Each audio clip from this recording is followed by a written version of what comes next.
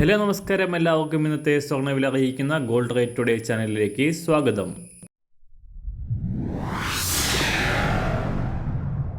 ഇന്നത്തെ സ്വർണ്ണവിലയിലേക്ക് കടക്കുന്നതിന് മുൻപായി എല്ലാ ദിവസവും സ്വർണ്ണവിലയും വെള്ളിവിലയും സ്വർണ്ണത്തെ സംബന്ധിച്ച് കൂടുതൽ വിവരങ്ങളും യഥാസമയം ലഭിക്കാനായി സ്ക്രീനിൽ വലതുവശത്ത് കാണുന്ന ചുവന്ന നിറത്തിലുള്ള സബ്സ്ക്രൈബ് ബട്ടൺ അമർത്തിയതിനു ശേഷം തൊട്ടടുത്ത് കാണുന്ന ബെൽ ബട്ടൺ കൂടെ അമർത്തി തുടർന്ന് വരുന്ന ഓപ്ഷൻസിൽ ഓൾ എന്ന് സെലക്ട് ചെയ്യുക.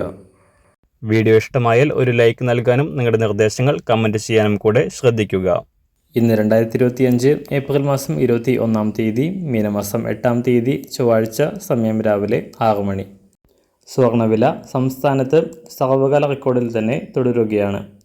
കഴിഞ്ഞ ദിവസങ്ങളിൽ കുതിച്ചുയർന്നുകൊണ്ട് ഓരോ ദിവസവും പുതിയ റെക്കോർഡുകൾ സ്ഥാപിച്ച സ്വർണ്ണവില 1 പവന് 71,560 രൂപയിലാണ് കേരളത്തിലെ വ്യാപാരം നടക്കുന്നത്.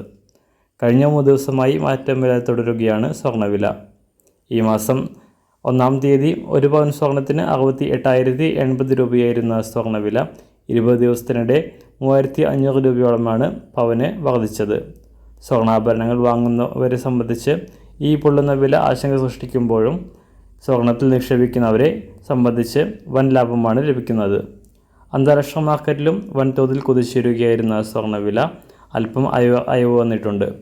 3,330 താഴെയായിട്ട് കഴിഞ്ഞ 2 ദിവസങ്ങളിൽ മാറ്റമില്ലാതെ തുടരുകയാണ് സ്വർണ്ണവില. ഇന്ന് രാവിലെ അന്താരാഷ്ട്ര മാർക്കറ്റിൽ ഒരു ഔൺസ് സ്വർണ്ണത്തിന് $3,327. സംസ്ഥാനത്ത് ഇന്ന് 24 ക്യാരറ്റ് സ്വർണ്ണവില 1 ഗ്രാം 9,758 രൂപ, 1 പവൻ 78,065 രൂപ. 18 ക്യാരറ്റ് സ്വർണ്ണവില 1 ഗ്രാം 7,318 രൂപ, 1 പവൻ 58,549 രൂപ. സംസ്ഥാനത്ത് ഇന്ന് രാവിലെ 916 സ്വർണ്ണവില 1 ഗ്രാം 8,945 രൂപ, 1 പവൻ 71,560 രൂപ. ഇന്ന് സംസ്ഥാനത്ത് വെള്ളിവില 1 ഗ്രാം 108 രൂപ, 1 കിലോ 1,80,000 രൂപ. ഇന്നത്തെ മാറി വരുന്ന പുതിയ സ്വർണ്ണവില ഇന്ന് രാവിലെ 10 മണിക്ക് ശേഷം പുതിയ വീഡിയോയിലൂടെ നിങ്ങളെ അറിയിക്കുന്നതാണ്.